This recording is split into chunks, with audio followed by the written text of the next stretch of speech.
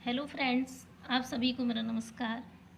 पिछली वीडियो में हमने शिक्षा के बारे में पढ़ा था। इस वीडियो में हम उसी से संबंधित अगला टॉपिक है उसके बारे में चर्चा करेंगे। हमारा जो टॉपिक है आज का वो है शिक्षा के उद्देश्यों को प्रभावित करने वाले कारक। कौन कौन से कारक हैं जो हमारी शिक्षा को प्रभावित करते हैं। इसमें पहला कारक है आपका दार्शनिक विचारधारा। यह सबसे महत्वपूर्ण कारक है। शिक्षा के उद्देश्यों पर दर्शन का अत्यधिक प्रभाव पड़ता है। जैसे मान लीजिए, एक आपकी दार्शनिक विचारधारा आदर्शवाद, दूसरी आपकी प्रकृतिवाद। आदर्शवाद है जो वो मानव जीवन की श्रेष्ठता को ही महत्वपूर्ण मानती है, और जो प्रकृतिवाद है वो हमारी प्रकृति को ही वास्तविक मानता है, यानी कि जो प्रकृति है वही सब कुछ है। तो दोनों के शिक्षण उद्देश्यों में अंतर है। आदर्शवाद का जो शिक्षा का उद्देश्य है वो आत्म अनुभूति, यानी कि इसमें आत्मा ही सर्वोत्तम शक्ति या सर्वोत्तम क्षमताएं को वास्तविक माना गया है। प्रकृतिवाद में आत्म अभिव्यक्ति शिक्षा का उद्देश्य है। आत्म अभिव्यक्ति से तात्पर्य सहज क्रियाओं को उत्पन्न करना। तो दोनों की शिक्षण विधियों में अंतर है, तो ये अंतर हमारी शिक्षा को प्रभावित करता है। ऐसी कई विचारधाराएं हैं दर्शन में जो अलग अलग तरीके से अपनी अपनी शिक्षण विधियां अपने अपने कार्य करते हैं, वो हमारी शिक्षा को प्रभावित करते हैं। अगली विचारधारा है राजनीतिक विचारधारा। राजनीतिक विचारधारा पर सबसे ज़्यादा प्रभाव सरकार का पड़ता है, यानी कि शासन चलाने वाली सरकार। शासन चलाने वाली सरकार ही शिक्षा की व्यवस्था का कार्यभार संभालती है, और सरकार अपने अनुरूप ही शिक्षा के ढांचे का गठन करती है। इससे क्या होता है कि शिक्षा के उद्देश्यों पर जो नई सरकार होती है उसका प्रभाव पड़ता है। तात्कालिक सरकार का प्रभाव शिक्षा के उद्देश्यों पर पड़ता है, क्योंकि वो आएगी अपने अनुसार शिक्षा को अपने अनुरूप चलाएगी, अपने अनुसार कार्य करने के लिए कहेगी।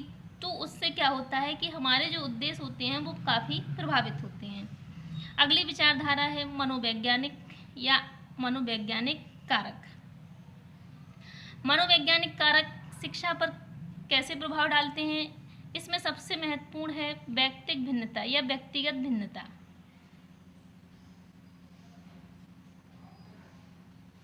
व्यक्तिगत भिन्नता,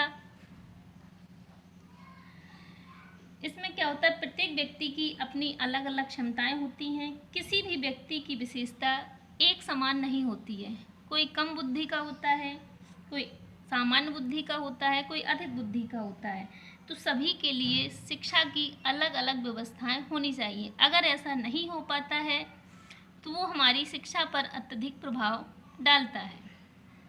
समान शिक्षा सभी के लिए अनिवार्य नहीं है। सभी लोग एक जैसी शिक्षा ग्रहण नहीं कर सकते हैं। सभी के लिए अलग अलग प्रकार की शिक्षा व्यवस्था करनी चाहिए। अगर वो नहीं होता है तो हमारी शिक्षा उससे प्रभावित होती है। अगला जो आपका उद्देश्य, अगला कारक है जो हमारी शिक्षा के उद्देश्य को प्रभावित करता है वो सामाजिक विचारधारा। सामाजिक विचारधारा यानी कि जो हमारी सामाजिक दशाएं हैं उसका भी शिक्षा पर प्रभाव पड़ता है। हमारे यहाँ की शिक्षा का उद्देश्य सिर्फ समाज को ही शिक्षित करना है कि, लेकिन क्या होता है कि केवल उसके जीवन यापन करने के लिए हम शिक्षा देते हैं। पूरी शिक्षा यानी कि समाज को विकसित करने के लिए नहीं दी जाती है। सिर्फ सामाजिक जीवन यापन करने के लिए हम शिक्षा प्रदान करते हैं, जिससे हमारे शिक्षा के उद्देश्य अधूरे रह जाते हैं।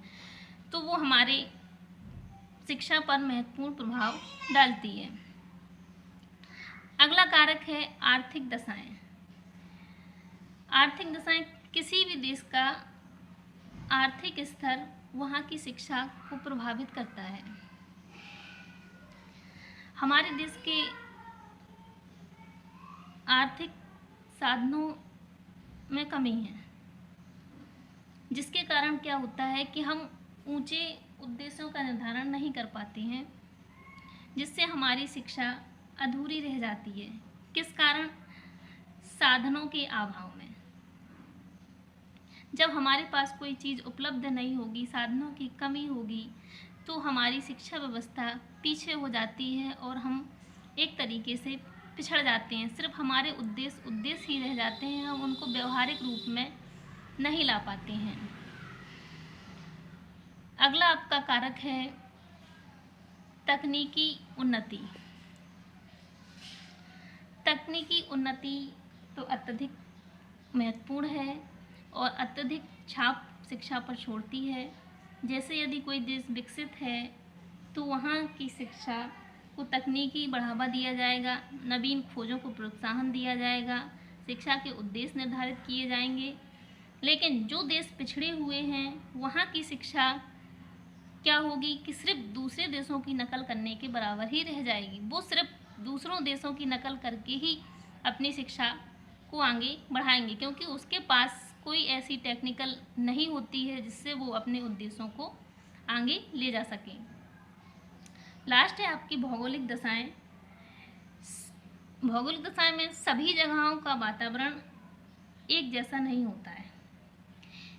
कहीं का वातावरण अलग होता है, कहीं का गर्म होता है, कहीं का ठंडा होता है। प्राकृतिक आपदाएं जो भी होती हैं वो हमें प्रभावित करती हैं। तो वातावरण को ध्यान में रखकर ही शिक्षा के उद्देश्य निर्धारित करने चाहिए। आज की वीडियो में इतना ही। धन्यवाद।